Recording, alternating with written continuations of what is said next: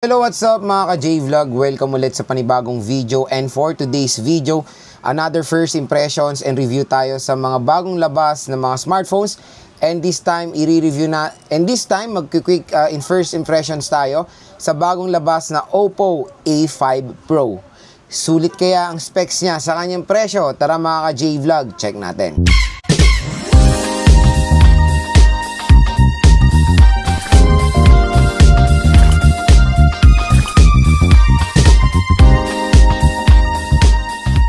So yan, quick reminder lang bago natin ito i-start. Ito po ay quick review lang at first impression sa mga bagong labas sa smartphones. So nagbibigay agad-agad ako ng saloobin based sa kanilang specs.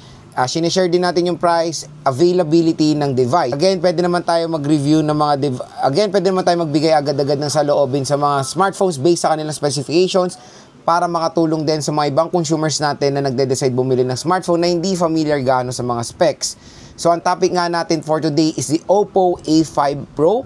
Dalawa po ito. Mayroon po lumabas sa 5G version at itong A5 Pro is 4G version. So, A5 Pro and A5 Pro 5G. Ibang video, tatalakayin natin yung A5 Pro 5G pero ngayon i-focus natin yung 4G.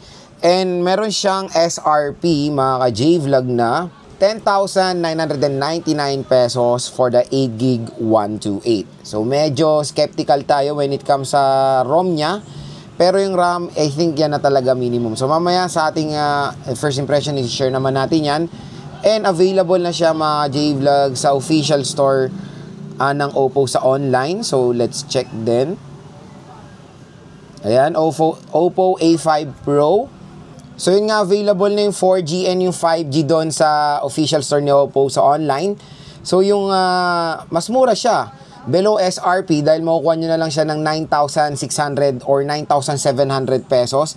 Kasi ang presyo niya is 10,999. So below 10,000 pesos na siya sa online, which is consider na rin natin tong entry level segment pag ibibili nyo to sa official store ni Oppo. Again, binigay natin yung SRP kasi there's a possibility yan yung price niya sa mall. Kasi yan yung suggested retail price niya.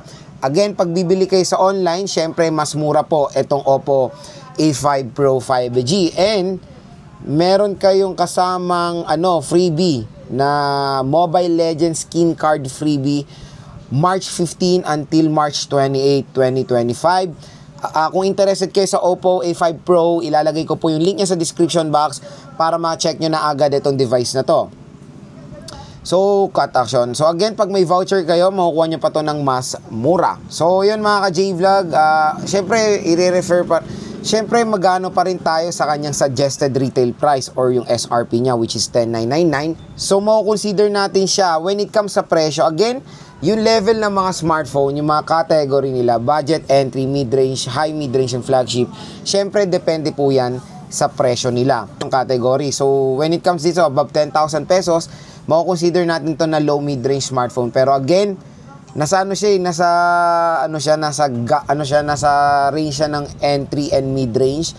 Kasi yun nga, tingnan nyo, pag makukuha nyo to sa online, 9 plus na lang. So mid-range segment. Tapos pag SRP, so entry level segment. Pero pag SRP, low mid-range segment siya mga ka-J-Vlog. So again, nagdedepende pa rin yan sa specifications ng Oppo A5 Pro kung sulit ba sa kanyang presyo. So, usapang display tayo dito. So, si Oppo A5 Pro ay merong 6.67 inches. Nakakalungkot sabihin, HD Plus 720p resolution. OMG! Sa ganyang price, HD Plus 720p is not a perfect fit. Oh, grabe! Dapat Full HD Plus 1080p na to. So, ito yung medyo sobrang na-disappoint ako sa HD Plus 720p na resolution. Although 120Hz screen refresh rate naman siya at naka-punch hole display si Oppo A5 Pro, pero sobrang baba ng resolution niya when it comes sa kanyang price. Naka-Android 15 na siya with ColorOS 15. Sa chipset, naka Qualcomm Snapdragon 6S Gen 1 chipset siya, na merong octa-core CPU na merong clock speed na up to 2.1 GHz. And sa GPU, naka Adreno 610 siya. So yun nga, meron siya 8GB of RAM and 128GB of internal storage. Dual rear camera system with 50 megapixel main camera at meron siyang secondary camera na monochrome lens. Front-facing camera is 8 megapixels lang. Meron siyang dual steer speakers up to 300% volume. So maganda rin naman yan, dual steer speakers. Tapos mataas yung volume. Pagdating sa battery, napakalaki, 5,800 mAh na removable battery na support ang 45-watt fast charging ni Oppo.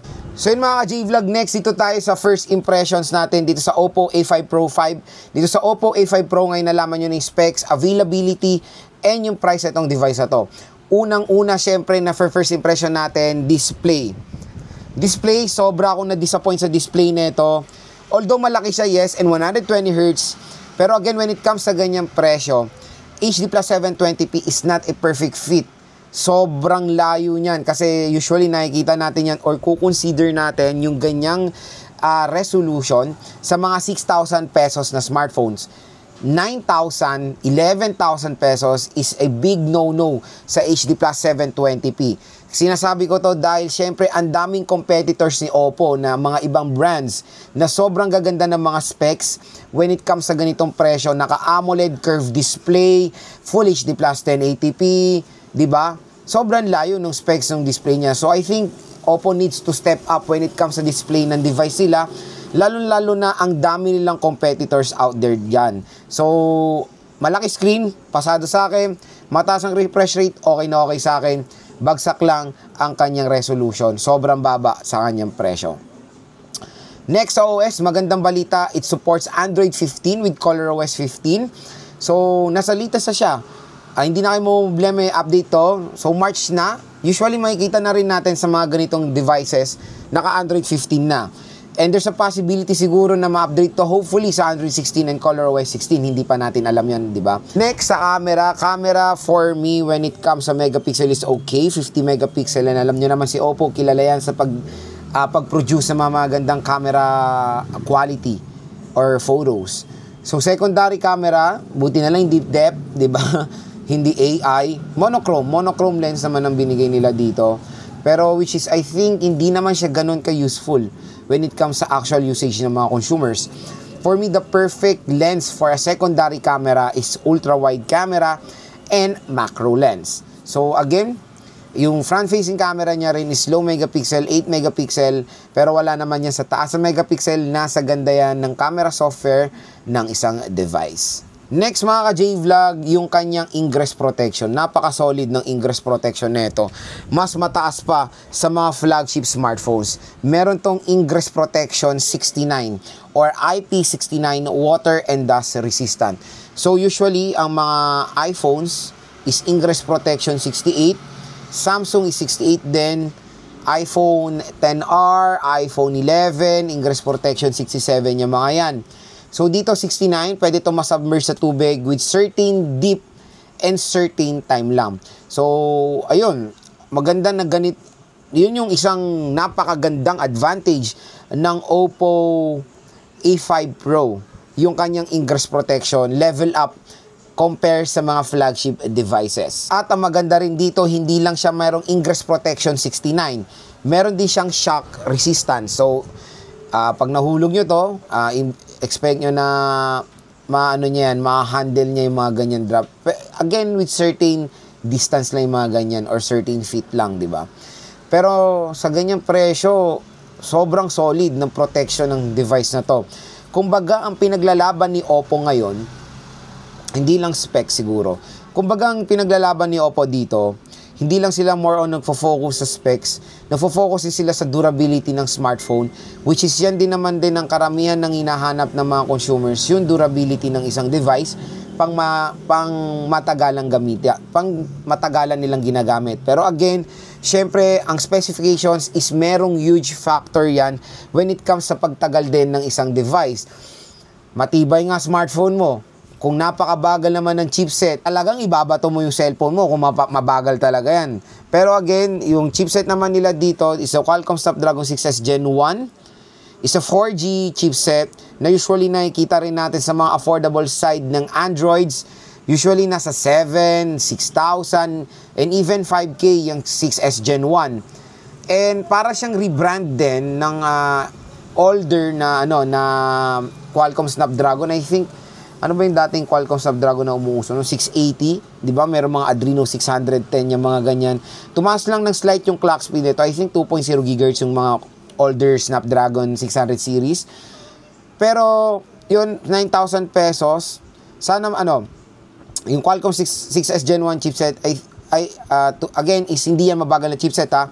It can handle day-to-day tasks. It can handle modern games like ML, COD. So, chipset is parang nasa 50-50 level when it comes dito sa Oppo A5 Pro. Kumbaga, hindi naman siya mabagal na chipset, pero for that price na 11,000 pesos, again, sa mga ibang brands is mas maganda pa yung mga chipset nilalagay nila. Pero ulitin ko, binalance siguro ni Oppo yan. Naglagay sila ng hindi mabagal na chipset, tapos durable pa yung kanilang device. Next yung charging, next yung battery, sobrang ganda ng battery, 5,800 mAh battery capacity with 45 watt VOOC fast charging. So yun yung isang pambato rin dito sa Oppo A5 Pro, makunat ang battery, napakabilis pa mag full charge. And last, mga J-Vlog, is dual steer speakers. So meron siyang dual steer speakers, and hindi lang yon, dual steer speakers na meron pa siyang capacity to increase the volume to 300% volume.